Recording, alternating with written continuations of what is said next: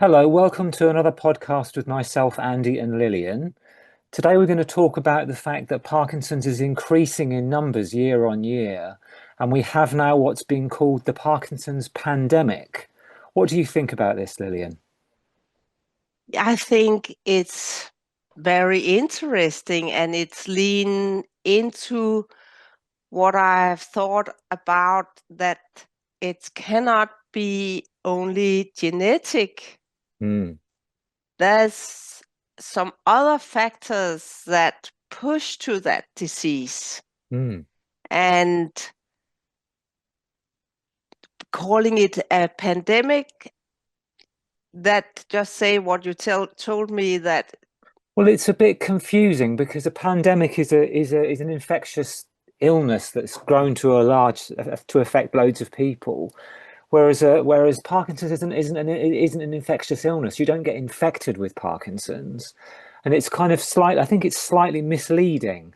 it is because people get maybe a little scared. Maybe the Yeah, guys that are not knowing a lot about it, they think you can be infected with it. yeah, and But that's definitely misleading. Definitely. so maybe it's a way to scare people. Yeah.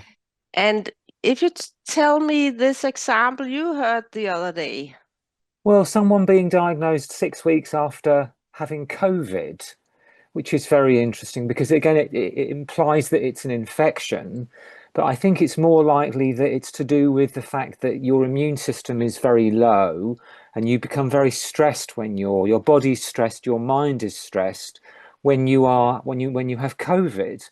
So if you're it pushes you into the Parkinson's diagnosis, possibly. yeah.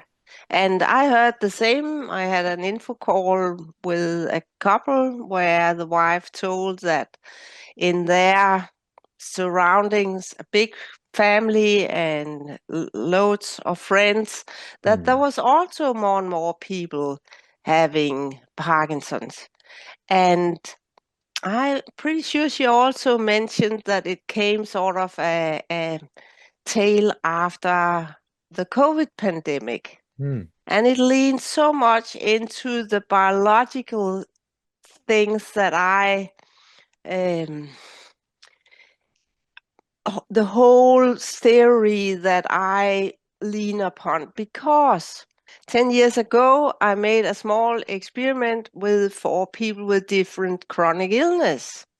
And I was so fascinated that I could always settle down at least one symptom.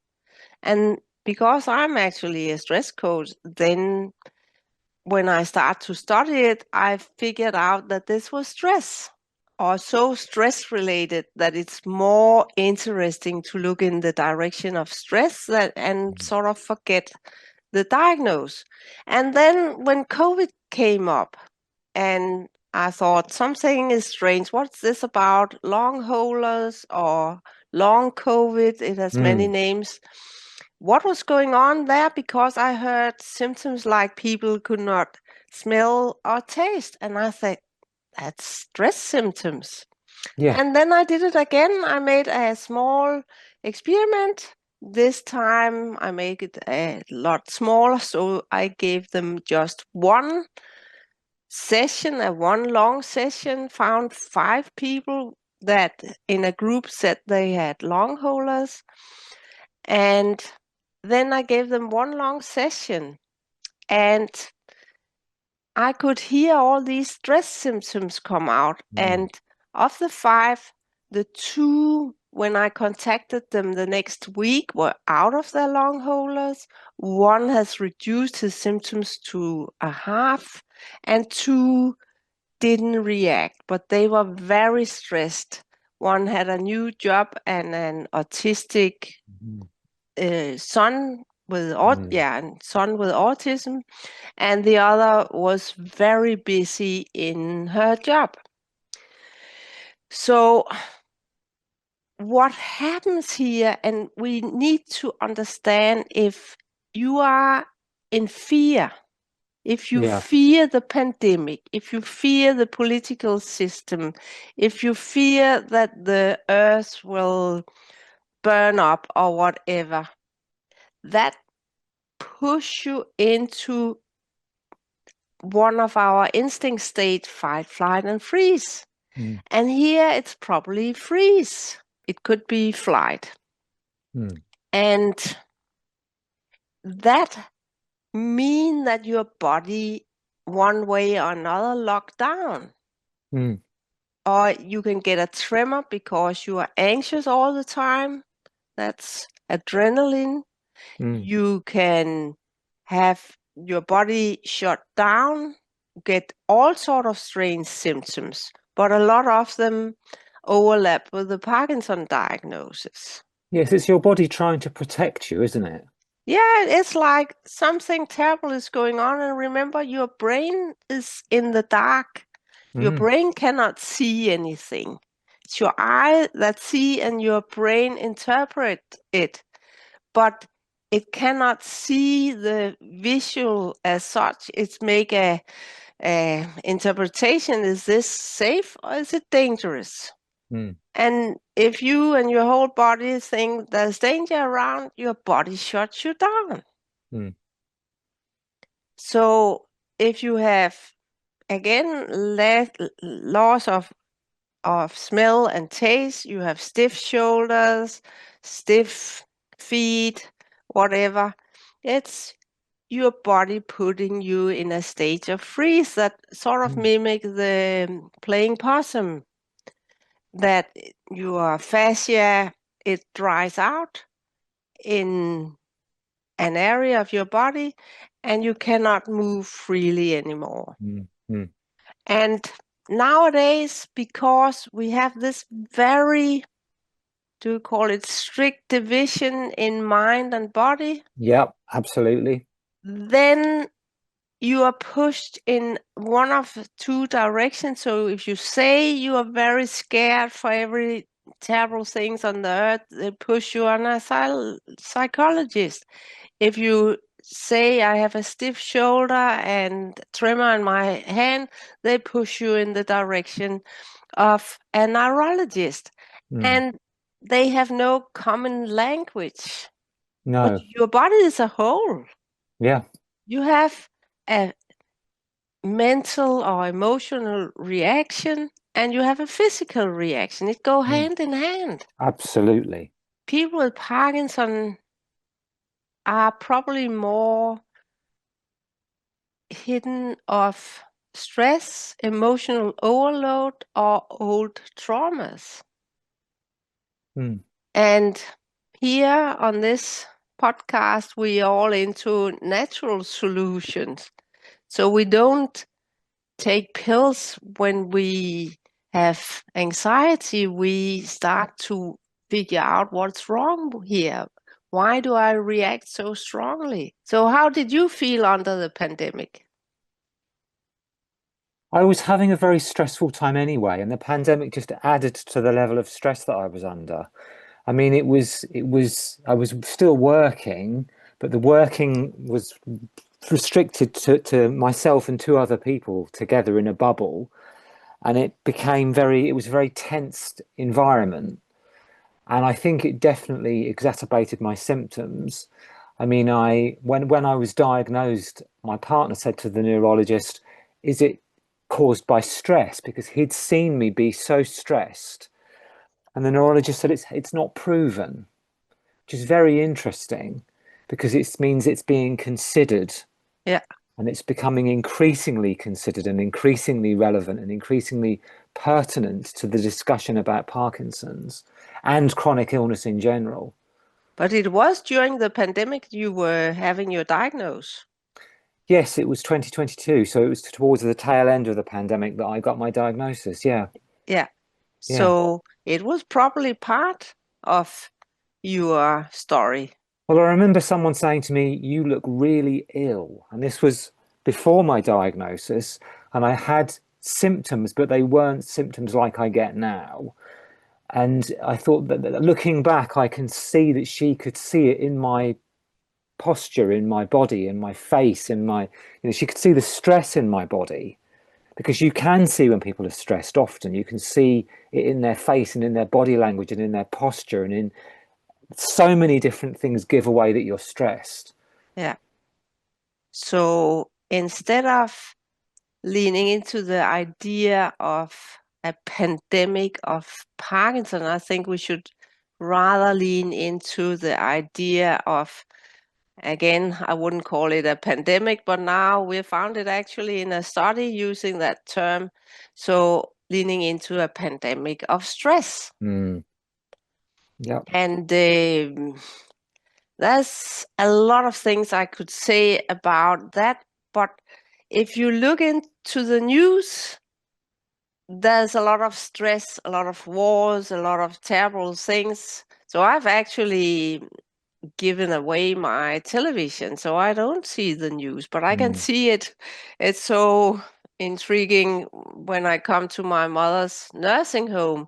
It consists of 50% people with dementia and 50% people that for some reason cannot walk, so they are in a wheelchair basically. Mm. And they have all these terrible news going on with old people plus 85. Mm. And I Mm. mean, these guys should have, I don't know, old movies and happy songs from the 60s or something like that. Yeah, yeah. And It's like people who do doom scrolling on social media. You just scroll to find negative, depressing, stress-provoking stories, and it's like an addiction that people have, and it's so damaging. And in the future, these people are going to suffer yeah, as a result of all the doom scrolling and the stress that it's producing in their minds and their body.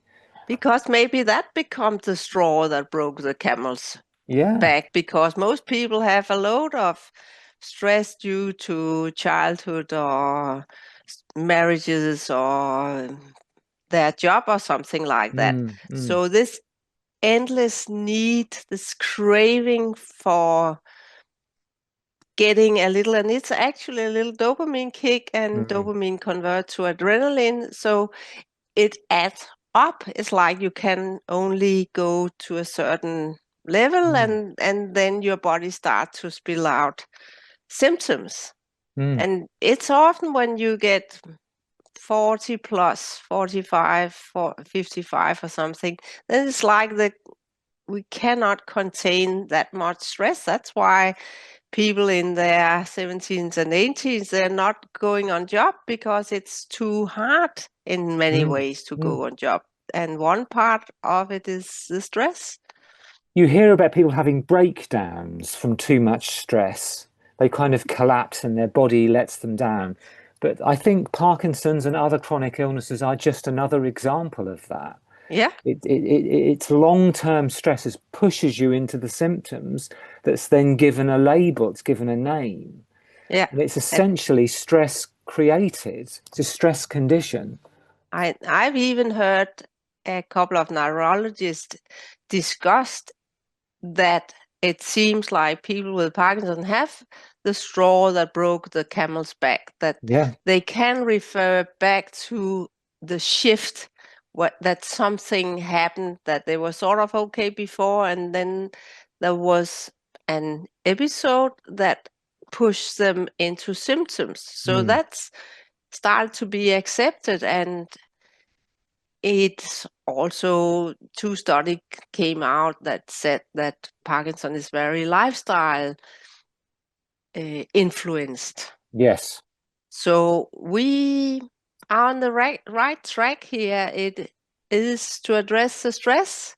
Yeah, It's a lot definitely. more important than anything else. Definitely. In the early mornings when I haven't had any medication for several hours because I don't take meds at night, I feel like a body that is trapped in fight or flight or freeze mode. I actually feel the tremor is kind of like me building up to running away or freezing, or it feels like I'm trapped in that mode. And I can calm myself down by breathing slowly. This is without any medication, and I can stop the tremor, and then it will start again if I think about something that's stressful. Yeah. And I'm kind of going in and out of fight, flight, and freeze mode Yeah. So you can constantly. start to you are more conscious about it now. Yeah, definitely more conscious about it. Yeah, just to make a little ad, that's all about the course we're starting here January. So please come forward so you also can learn some of this. I have Andy as a co-pilot in the course, so it could be nice to have more people on this travel. I got an email the other day from a person, and I'll just read a snippet of the email. It says, "Hi Lillian, I just wanted to acknowledge the profound impact your paper has had on me. I don't have Parkinson's disease, but a spinal injury that resulted in an ACDF procedure. I don't know what it was, but this person has practically been told the same as people with Parkinson, that he wouldn't be able to walk again Mm, after this episode. Your paper applies so much outside just Parkinson's disease, but needs screaming from the rooftops. And that's mm, sort of what we try to do the best here. mm, So please share, but because what we are talking about here is not just Parkinson, it's basically, they say, 90% of all chronic illness. mm, So that when your body shut down, it can have all sorts of symptoms. mm, And right now, doctors sort it in different diagnoses, but it is stress, all of it. And if people are plus 50, they often have a couple of chronic illnesses. yeah, because of a lifetime of stress and trauma and whatever. Yeah. Yeah. So instead of dividing it out in these different diagnoses and giving you pills, it's better to address the common denominator, Mm, which is stress, and see where it goes. mm. I couldn't agree with you more, Lillian. Yeah. So just to take you as an example, to turn your mindset around from "I have Parkinson's, there's nothing I can do," to "Where are you now?" Well, I've changed my mindset. My mindset is changing every day because I notice things I'm much more clued into my own body, and I notice things as they're happening, and I have more control over my symptoms because I know where they come from. I don't feel like a victim. When you're diagnosed with a chronic illness, you feel like a victim. And this is the wrong mindset, because this mindset will not help you. It will make you worse because you think, I'm going to end really badly. I'm going to be in a wheelchair. I'm going to be really sick. This is your mind telling you this. This is the diagnosis telling you this. It's not necessarily true. You can do something about your mindset. You can change your attitude towards your condition. Once you realize that it's caused by stress, you can address the stresses in your life, lower your stress, and start to feel better. Yeah, And I definitely feel better than I did a year ago. yeah. And it's we are part of a sort of a grassroots movement where a lot of different diagnoses figure this out, and people break free of the sort of prisons you have been Mm, held in. mm.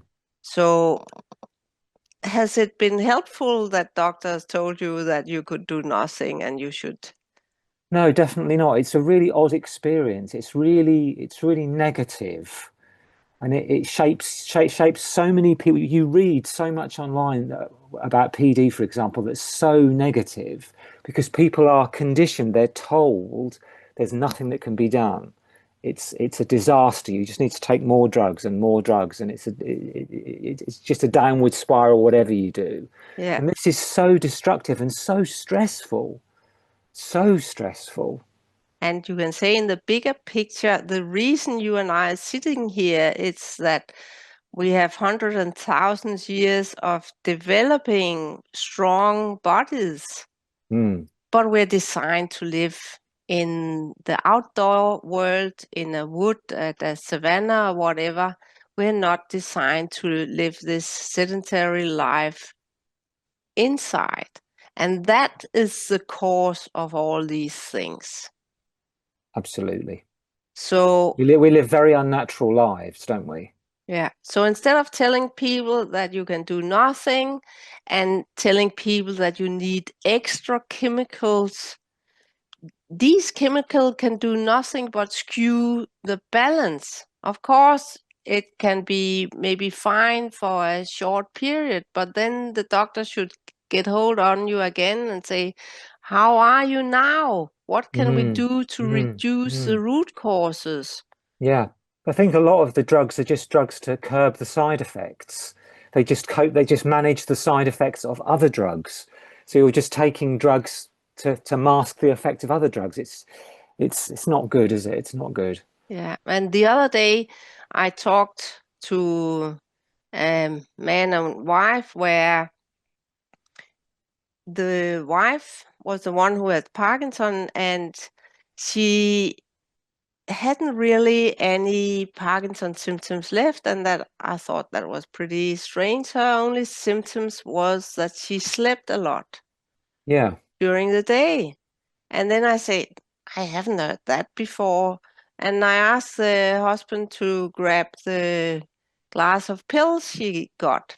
And he tried to put it in front of the camera, but I couldn't read what it was said. I asked this husband to read the label on the glass of the pills, and he read some codes, and I didn't get that. And then he said, be careful of people getting drowsy.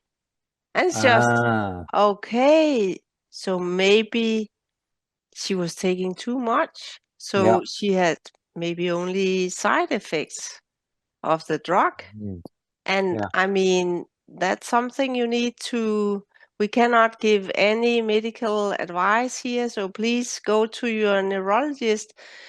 But as long as they push this, you cannot become better, that's creating stress. And they say that you are better with pills than without pills. They are not looking to find the root cause. And going forward, you can print out, if I can remember, I can set the two articles that tell that Parkinson is a lifestyle disease now, or going towards it. That means there's so much you can do yourself. Then you should print out these two papers and go to the neurologist so they can be updated.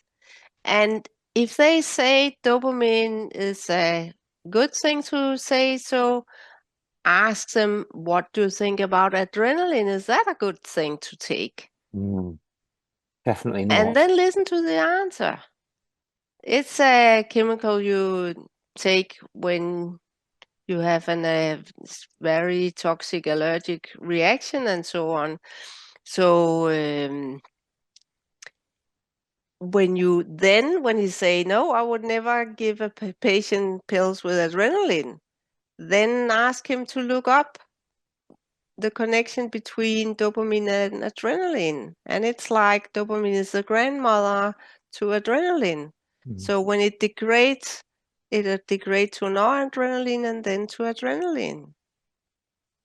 And So the you're whole ramping up world, your stress. you're ramping up the stress, and most medication either push dopamine higher in some way, or it slow it down. It's like that's what we can do. We can Mm. become more active, or we can slow down if we are too active. But it was a lot better to go into the root causes and figure out Mm. what's going on Mm. there. That we today found a study that's called the Parkinson pandemic. What to think about that? I think it's a sort of useful term for people to have coined, but I don't think it's particularly. I think it's quite misleading because it's not a pandemic. It's if anything, as you say, Lillian, it's a pandemic of stress that's causing a lot of these conditions. It's not an infectious illness, so that term is, I think, quite misleading. Yeah. And the pandemic, the COVID pandemic, pushed Yeah, a lot of people into stress. yeah, That definitely. suddenly we couldn't trust the world anymore. That we Mm. should be afraid of our neighbors, we should be afraid of visiting our parents in nursing home, and that scared people. Did definitely. So some maybe people that were stressed for something else, maybe they got to 10% more stress, and that was enough for the body to kick them out in a fight, flight, and freeze. Yeah, yeah. So they got symptomatic. With these words, we should stop this podcast with a little nudge. Is there anything people can do about this? Lower your stress, relax, have some quality time every day where you're just thinking about yourself and relaxing and being kind to yourself. It's so important. And join our And courses. join our courses. Yes. Okay. Have a good day.